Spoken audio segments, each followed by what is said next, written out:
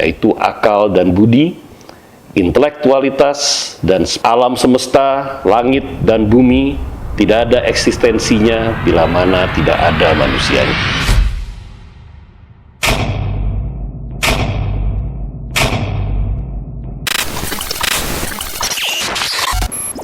Terakhir dari kami, Yang Mulia, harap perkenan dari Yang Mulia untuk memberikan penutup dari sesi wawancara kami kali ini. Dan terima kasih atas waktu dan perkenan Yang Mulia. Baik, saya ucapkan juga terima kasih atas perkenan saudara melakukan wawancara di hari pertama saya menjabat sebagai presiden.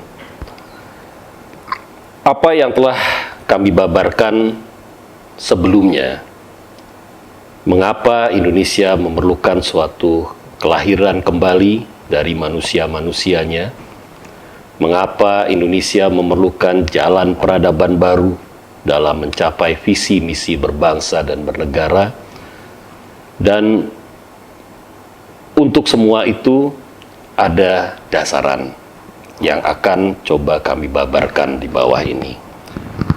Memang agak filosofis, namun mudah-mudahan dapat menggetarkan jiwa-jiwa dari para pemirsa, para bangsa, dan rakyat Indonesia seluruhnya.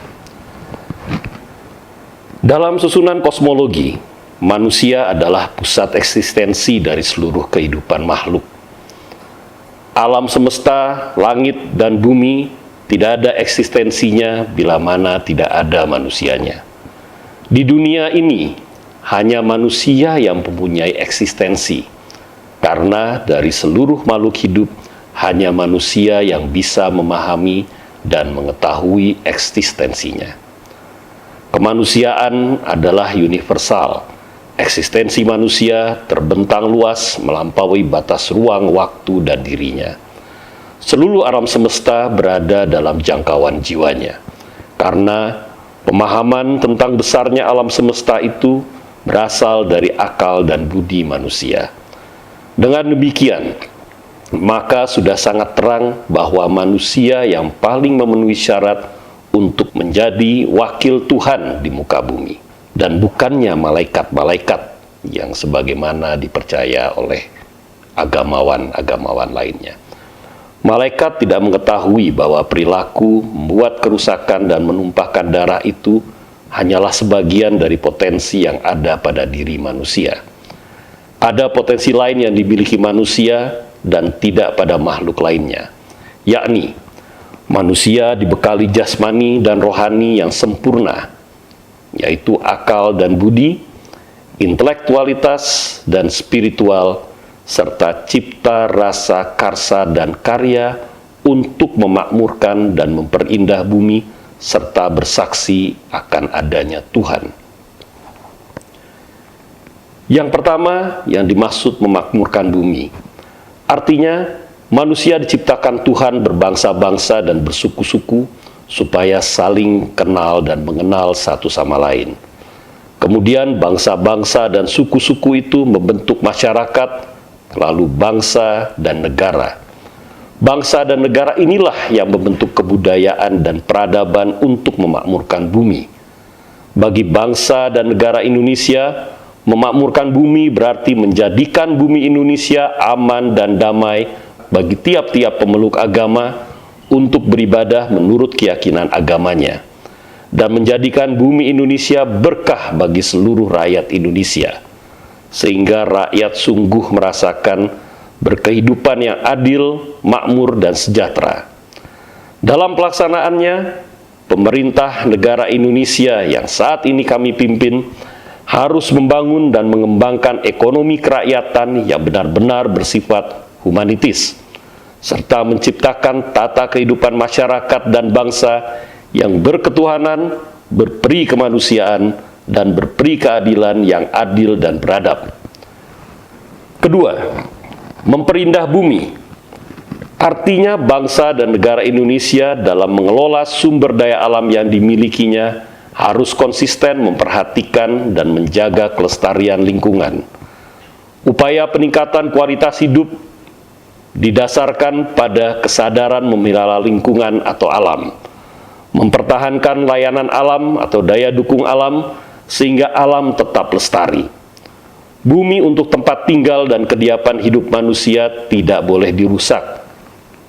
Kalaupun sekiranya dipergunakan untuk pembangunan, ambillah sesuai kebutuhan, dan bila mana ada kerusakan, harus segera direhabilitasi.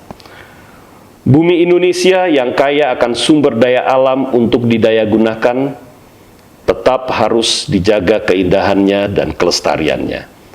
Kita hidup di satu bumi, maka kewajiban kita adalah menjaga, melindungi, dan memperindah bumi. Yang ketiga, bersaksi akan adanya Tuhan. Artinya, kehendak Tuhanlah yang menjadikan manusia sebagai pemimpin di muka bumi dan perintahnya untuk beribadah kepadanya. Serta adanya alam semesta adalah bukti yang paling nyata bahwa Tuhan benar-benar ada, atau causa prima. Dalam kesadaran kosmos, manusia merupakan puncak eksistensi dan puncak realitas. Dijadikannya lah khalifah atau pemimpin berwujud manusia adalah untuk berpikir, menyadari, dan mengetahui akan adanya Tuhan. Hanya manusia yang mampu membaca ayat-ayat Tuhan, dan hanya manusia yang mampu bersaksi adanya Tuhan. Keberadaan manusia menjadikan langit dan bumi menjadi bermakna. Di dalam masa transisi peradaban seperti sekarang ini, kejujuran pribadi semua manusia di dunia merupakan kebutuhan utama. Dan kita di Indonesia harus tetap waspada agar segala kepentingan pragmatis dari setiap pribadi manusia Indonesia tidak menyebabkan sifat-sifat luhur bangsa Indonesia menjadi tersembunyi dan lenyap. Tanpa kejujuran dan keluhuran budi pekerti, peradaban tidak dapat hidup. Upaya-upaya yang gigih dan berkepanjangan dilakukan semua manusia untuk mencapai tingkat kemanusiaan universal akan menjadi sia-sia. Dan semua prestasi intelektual, spiritual, dan teknologi tidak akan ada artinya sama sekali. Pada zaman ini, seluruh manusia di Indonesia menghadapi krisis peradaban, khususnya krisis kemanusiaan. Jika krisis kemanusiaan secara keseluruhan dimasa bodohkan, diperdalam, dan dipertajam, maka peradaban manusia di seluruh dunia akan mengalami kehancuran total. Jelas semua manusia akan kehilangan masa depannya, tinggal menunggu waktu kebinasaannya. Demi menyelamatkan eksistensi kemanusiaan manusia di dunia, maka peradaban baru haruslah muncul, yaitu peradaban baru yang berlandaskan kepada ketuhanan, kemanusiaan, dan keadilan.